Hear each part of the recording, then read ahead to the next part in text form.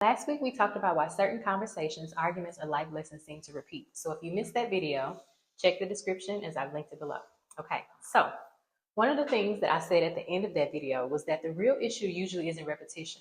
It's learning how to interpret your emotional shifts accurately instead of pathologizing them. But understanding rhythm isn't just intellectual. Now, before we talk about how to read your body's signals, it helps to understand why your system works this way in the first place. Because women's nervous systems didn't just develop randomly, they were shaped by survival. Long before modern society existed, before cities, before technology, before laws and institutions, human beings lived in small tribal environments. And during most of human history, survival threats were physical and immediate. There were predators, poisonous plants, contaminated water, environmental dangers, even violence from rival groups that were around. And in those environments, women were often responsible for something extremely vulnerable: pregnancy, birth, and the protection of the young children, which meant that the female nervous system needed to be highly sensitive to subtle changes in the environment, not just obvious danger, but things like smell, taste, changes in the animal behavior, shifts in the mood within the group, and small social signals. Okay? Because noticing danger before it became obvious was often the difference between safety and harm. So, a strange bitterness in a plant could mean that it was poisonous, or an unusual smell in food could mean that it was contaminated, right? It wasn't healthy to eat. Even a shift in the behavior of the animals nearby could signal a predator. And tension within the tribe could signal conflict or violence before it escalated.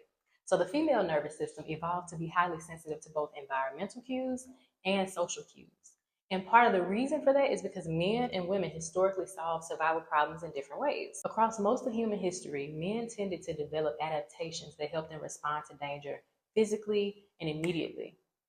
And so we all know that on average, okay, not all men, but on average, men have greater upper body strength, higher muscle mass, denser bones, and higher levels of testosterone, which made it easier for them to confront threats directly, whether that meant hunting or physically defending the group. But women, on the other hand, often had to protect themselves and their children before danger escalated into something physical. So, pregnancy, childbirth, and caring for the young children made direct confrontation far more riskier for women than men. So, instead of relying on physical force, the female nervous system evolved to rely more heavily on anticipation and environmental awareness. They learned to detect danger early by reading subtle social shifts, sensing instability in a situation before it became obvious. So, in other words, men were often adapted to react to danger, while women were often adapted to detect danger sooner and respond proactively. And that sensitivity allowed women to avoid certain risks altogether, which was often the safest strategy when you're responsible for protecting young life.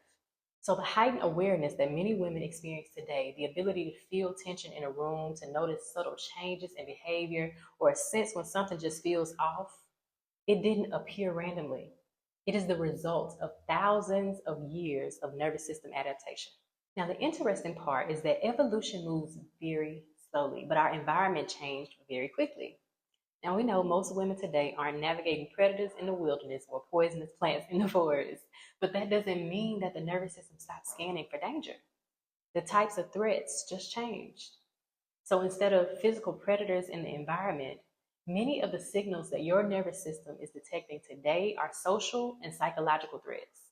For example, the same system that once helped a woman sense a predator nearby is now helping her detect predatory behavior in people. Subtle manipulation, aggression hidden under charm, disrespect masked as humor. Y'all know how people be: instability in somebody's behavior, right? Your nervous system is still reading tone of voice, body language, facial expression, and patterns of behavior. It's still asking the same ancient question: is this environment safe for me? The same sensitivity that once helped women detect poisonous plants can now show up as sensitivity to things that are toxic to the nervous system. Okay, things like chronic stress, emotional volatility in relationships, hostile work environments, constant digital stimulation, and just people who drain your energy or destabilize your peace. Your system may respond through tightness in the body. It may respond through exhaustion or anxiety, or just a feeling that something is off, even if you can't quite put your finger on it. Those signals are not random, baby. They're your nervous system attempting to protect you from environments that feel unsafe, overwhelming, or destabilizing. But here's where the confusion happens. Because we live in a culture that often tells women to override those signals. You're told that you're overreacting, or that you're too sensitive, or that you're looking too deep into things. It's not even that deep. Like, we hear that all the time, right? So instead of exploring the signal, many of us learn to suppress it. We talk ourselves out of it. We push through situations that our body is clearly telling us that we need to slow down and respond to. And over time, that creates a disconnect between what the body is sensing and what the mind is allowing itself to acknowledge. Many women aren't wrong about what they felt. They were just taught to distrust the signal before they even learned how to interpret it. And one of the primary ways that your nervous system communicates that information is through sensation. Now, one of the most important things to understand is that the body registers information before the mind understands it. Okay, so your nervous system is constantly scanning the environment. Okay, it's picking up tone of voice, facial expressions, body language, energy in a room. Okay, your body processes these signals before your conscious mind forms a story about them. And that's why sometimes you feel tension in your chest and you're like, I don't even know why I feel this way, but I just do, right? Or your stomach will tighten up when somebody says something that just doesn't quite sit right with you, right? Or your energy suddenly drops in a certain environment. You could be so high energy and then your energy drops. Those sensations are not random. They are your body communicating with you, okay? But if you were taught to distrust your emotions, you may have also learned to override those signals. So you push through exhaustion. You ignore when somebody is always irritating you or when some space is always irritating you. You talk yourself out of your intuitive hits, right? And then over time, that disconnects you from one of the most sophisticated guidance systems that you have as a woman, your own body. And when this happens consistently, something interesting begins to occur. You become very skilled at ignoring yourself. You learn to be a genius at overriding discomfort, right? You learn to silence your intuition.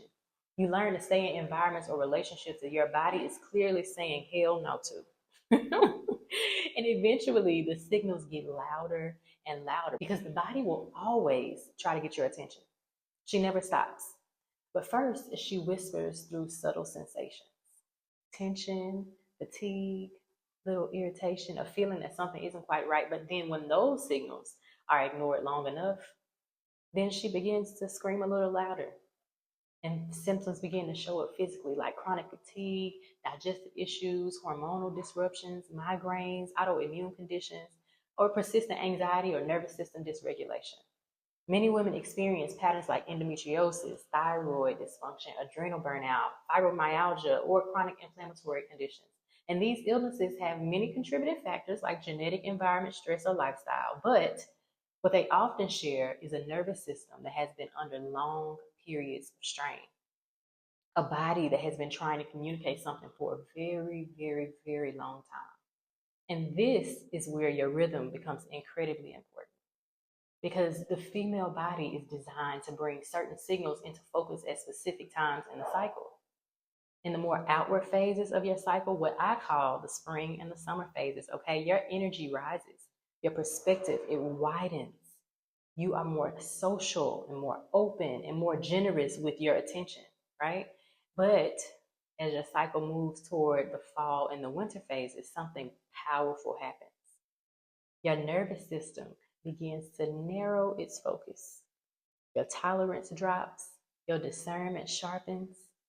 Okay, things that felt manageable earlier in the month, they suddenly feel so much heavier, more irritating, more draining. And many women assume that something is wrong with them during this time, think they're losing their freaking minds, right? But in reality, the body is often doing something so intelligent. It's highlighting the things that are out of alignment, the things that are unsustainable for you, the places that you've been overextending yourself. Since your fall and your winter phases are not punishments, they're review periods built into your body. It's the time when your body is asking you to look honestly, okay? Not with all the filters. Look honestly at what's working and what isn't. And if you listen during those phases, you begin making adjustments. You set boundaries. You change patterns. You shift environments so that when your spring energy returns, you start building your life from a place of greater alignment. But if those signals are ignored, on the other hand, the cycle just repeats. It repeats, and you may have different circumstances, different people, the details may be different, but it all feels the same in the body. You get the same exhaustion, the same tension, the same sense that something just ain't right and I got to do something different. And this is one of the ways that patterns repeat themselves in women's lives. Not because we're incapable of change or that we're not doing the work, but because we were never taught how to interpret the language of our own nervous system. And this is why learning the rhythm of your body isn't just about hormones. It's not just about you bleeding. It's about pattern recognition. It's about noticing what your body is trying to show you before it has to escalate the signal into sickness. Because the earlier that you listen, the gentler that the lesson tends to be. Okay, we're almost done, but before we finish today, I want to guide you through a short exercise. Nothing complicated, okay? Just a moment to reconnect with the language of your body. So, wherever you are, if it feels comfortable, take a slow breath in.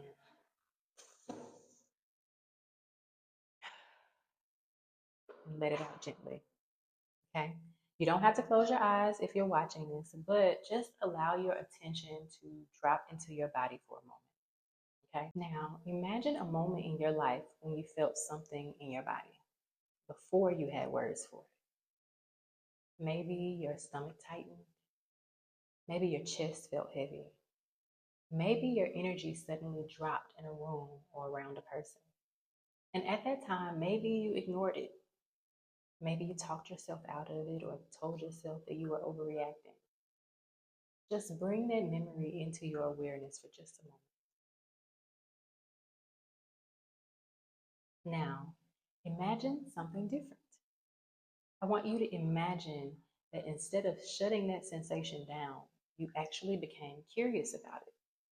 You slowed down, you breathed, and you allowed yourself to ask, what is my body trying to show me right now? Not judging the feeling, not trying to fix it, but just listening. Imagine what it would feel like to trust that signal, to trust that your body is intelligent instead of thinking that it's betraying you. You begin to realize that it's informing you. Now, imagine what happens next. Because when you begin to listen to those signals, something slowly begins to change. You start recognizing where your boundaries are. Not as something you have to defend or argue about, but as something you simply understand. And you begin communicating more clearly. Not because everybody agrees with you, but because you trust your own experience. You no longer need to be believed in order to know what you feel is real. You no longer need constant validation because you validate yourself.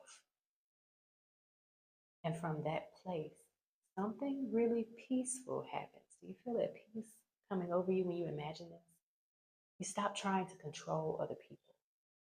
You stop needing them to change in order for you to feel safe. You simply begin confidently making the changes that are right for you. Sometimes that means adjusting a boundary. Sometimes it might mean shifting environments. And sometimes it means letting a season of your life end. Other times it may mean loving people deeply without needing them to be anything other than who they are. Because once you trust yourself, you don't need the world to constantly confirm what you already know. Now, take one more slow breath and notice what your body feels like right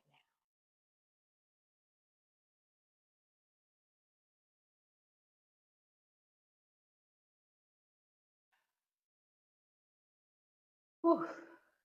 Y'all feel good. I feel so good. That felt so good. And let me just tell you, even if nothing dramatic changed, if you didn't feel anything, just the act of listening itself begins rebuilding that connection. And that connection is the foundation of sovereignty. To sum it up, when you begin paying attention to your body's signals, emotional shifts stop feeling confusing. You start recognizing the difference between intuition and stress and fatigue and discernment. And your rhythm stops feeling like something that controls you and starts becoming something that guides you. And that's where that deeper kind of self trust begins. Not by forcing yourself to feel the same way every day of the month, but by learning how to interpret what your body is showing you at different times. So that's it. That's all. That's all I got today, sis. Okay. In the next video, I want to talk to you about something that surprises a lot of women once they start paying attention to their rhythm at the 30, 60, and 90-day mark. So see you next week. Peace. Before you go, don't forget to like, comment, subscribe, and share. See you in the next video. Peace.